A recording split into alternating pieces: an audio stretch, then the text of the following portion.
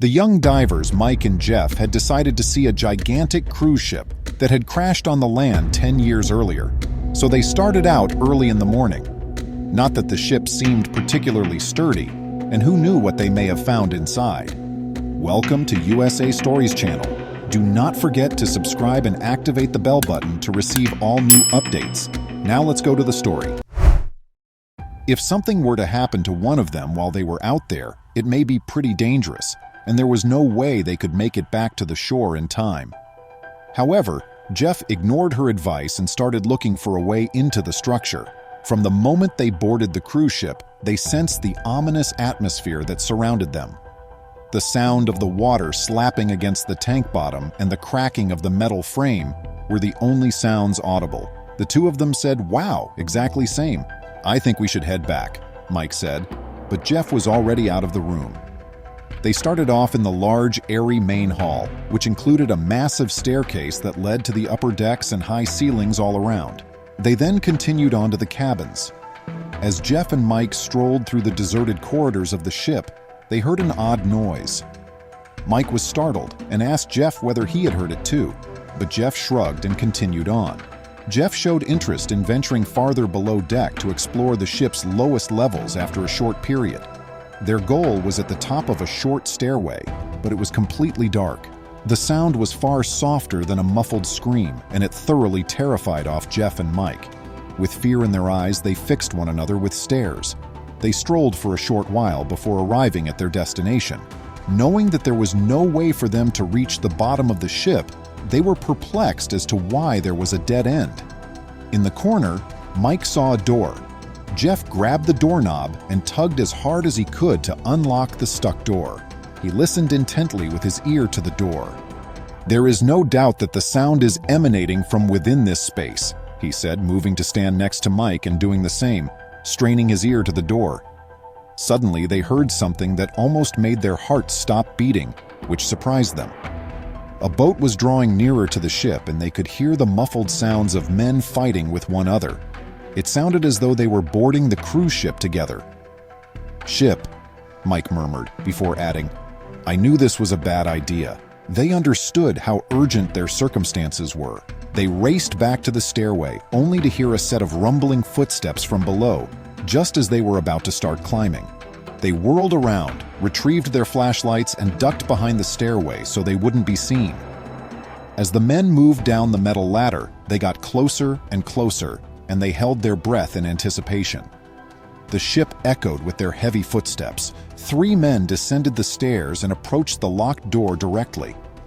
When the men opened the door, Mike could see what was going on inside since they were being watched from where they were standing. Abruptly, the low cry grew considerably louder.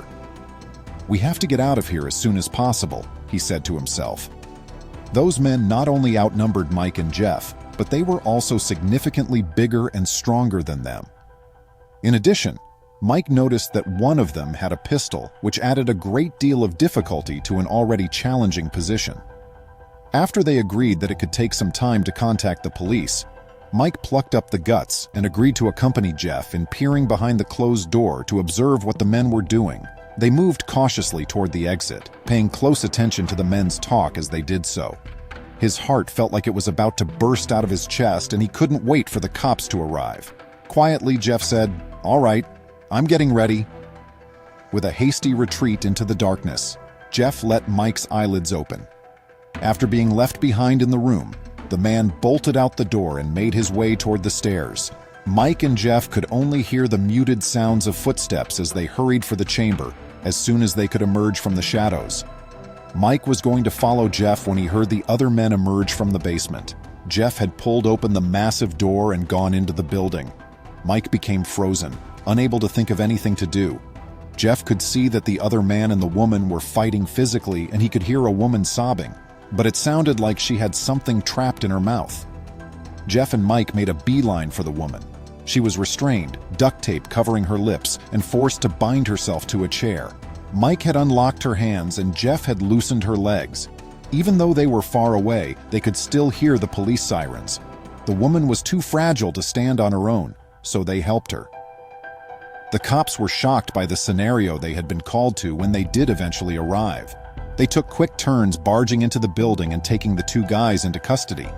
The woman was successfully taken to a secure area, but they needed Mike and Jeff to go with them to the police station. At the police station, Jeff and Mike were questioned and asked to provide a detailed description of everything that had happened. They were afraid they would be arrested by the authorities for being on the ship when they weren't permitted to be there in the first place. But the cops were relieved when the response was quite different from what they had expected.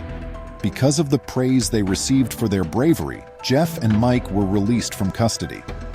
It became out later that the woman they had saved was everything but ordinary.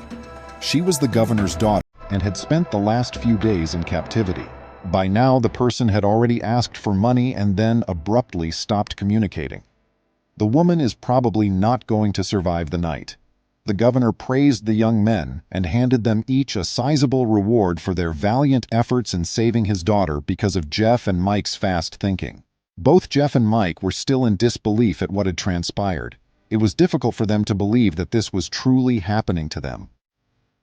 Please remember to subscribe to our channel, give us a thumbs up, and turn on the notification bell so you won't miss any of our videos.